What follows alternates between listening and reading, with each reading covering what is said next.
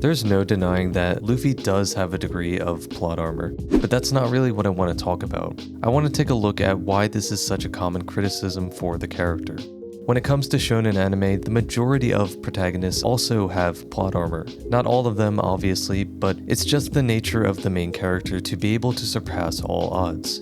The times in which plot armor becomes a criticism is usually when it's overtly transparent that the author is throwing all logic out the window in order to stop a character from dying or receiving an undesirable outcome. Now when it comes to One Piece, this is notoriously something that happens a lot. Oda has blown up a character with a nuke and somehow he walked away with only some crutches. Technically you could argue that because One Piece consistently shows side characters surviving death, this actually becomes a part of the logic of its world. You could also mention that the story is inherently absurdist and embraces an unrealistic set of rules. Therefore, it would be crazy to expect Luffy to face serious real-world consequences. While I do think these statements are true, I'm going to be going a little bit deeper. When people criticize Luffy for having too much plot armor, what they're really saying is that he wins fights that he shouldn't have and that he doesn't earn his victories on his own. I disagree with this sentiment. I think that Luffy rightfully won all of the fights he's come across, and not just because Oda wanted him to. Luffy's fights have been written the same way since the very beginning. His methods of fighting are a deliberate choice based on his characterization. So stick around as I explain why I believe Luffy's plot armor is actually just great character writing. Alright, so the first thing we need to discuss is how Oda generally approaches writing fights in One Piece. Simply put, he tends to prioritize the narrative over logistics. It's not like Hunter x Hunter, JoJo's, or Jujutsu Kaisen. In those mangas, the intricacies of the power systems and the detailed ways in which they interact are carefully considered throughout the entire battle. Oda doesn't really do that. When he writes a fight, he's usually using it as a way to tell a story about the characters involved. That's not to say that you can't have both, just that Oda specifically chooses to focus on the storytelling aspect above all else. He cares more about setting up cool moments than he does explaining to the audience how one character beat another. Of course, there are rules and limits to the power system, and they are important to understand when reading the fights. But there are plenty of times where the power scaling feels inconsistent or confusing because he just doesn't take it as seriously as his readers. For example, Crocodile's power creep in Marineford after losing to base Luffy. Also Big Mom inexplicably choosing not to use advanced conquerors against Kid and Law.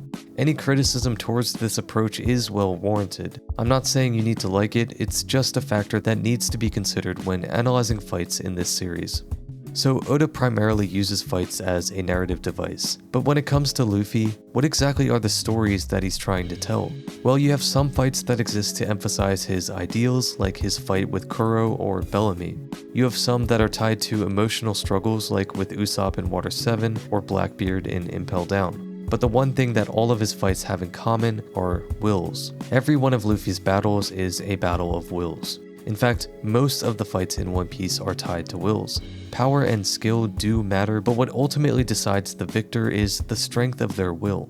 This is why Kaido said that only Haki can transcend all. What Oda was trying to communicate through that dialogue and throughout all of the subtext in One Piece is that no matter how powerful you may be, only those with unbreakable conviction can achieve their dreams. When translated, Haki roughly refers to a person's ambition, vigor, or spirit. So in One Piece, power is literally intertwined with your soul and consequently your will. This was first fully explored during Luffy vs. Don Krieg. The purpose of that fight was to illustrate the type of pirate that is fit for traversing the Grand Line. Don Krieg's crew was the most notorious in the East Blue. They had an armada of 50 ships and 5,000 members. Krieg himself had military-grade weapons and battle tactics. Despite this, they were utterly defeated almost immediately after leaving Reverse Mountain. Now Krieg did have the unfortunate luck of running into Mihawk of all people, but the deceptive nature of their strength became much more clear once he encountered Luffy. During their fight, he brags about his technology and military might, while also trying to claim that because Luffy has nothing comparable, he's unfit to be king of the pirates. Yet Luffy mocks him right back, claiming that Krieg is really the one who lacks what it takes. In the end, it was Luffy's sheer resolve that made Don Krieg's advanced weaponry obsolete. Luffy does have to train and develop his abilities in order to stand a chance. Marineford is proof of that. However, what gives him the upper hand against all of his enemies is his commitment to his dream and his refusal to give up when met with an insurmountable obstacle.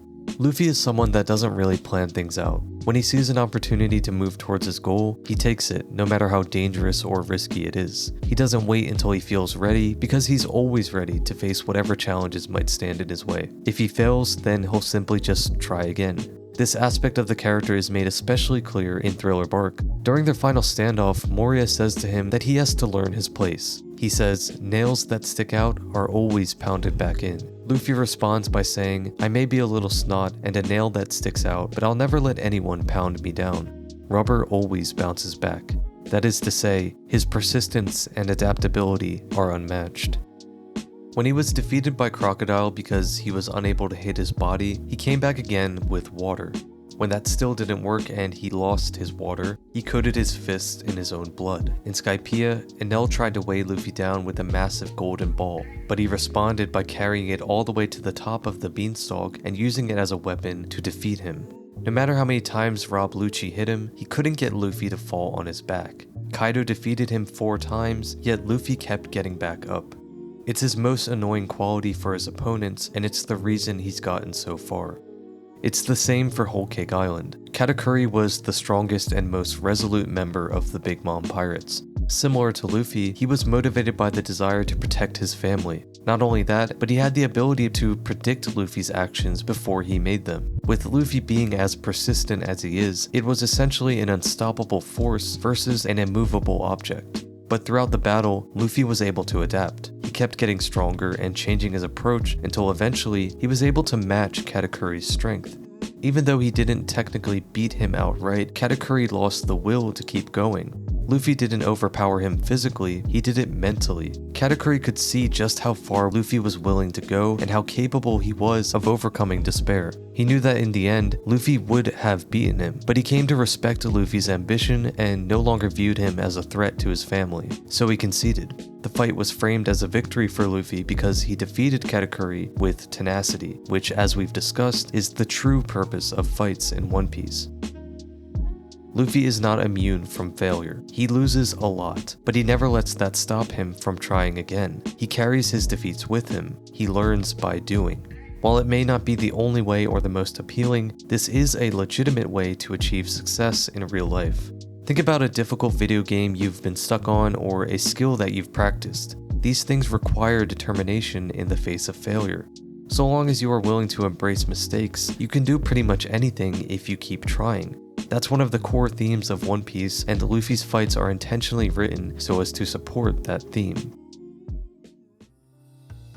Is Luffy getting stabbed by Crocodile then surviving by eating meat unrealistic? Yes. Does it make sense that he's able to keep up with Katakuri so quickly?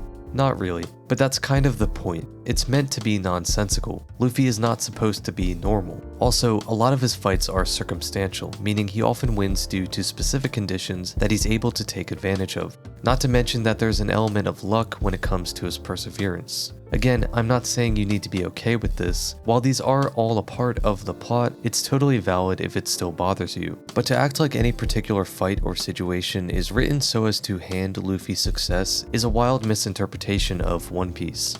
To call it plot armor isn't wrong because Oda is literally discarding reason in favor of the narrative. That's just a creative choice though. He overly dramatizes everything in order to deliver his message. The fights are no different. Luffy is a character all about taking risks. He's all about just going for it despite the odds. He's meant to validate obstinance in the face of uncertainty. Not only do Luffy's methods speak to real-world philosophies, they are internally consistent with his behavior throughout the whole story.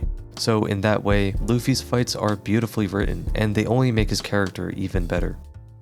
If you enjoyed the video, don't forget to like, comment, and subscribe. I've got more One Piece content on the way soon. That's all for now though. Hopefully I'll catch you in the next one. See ya.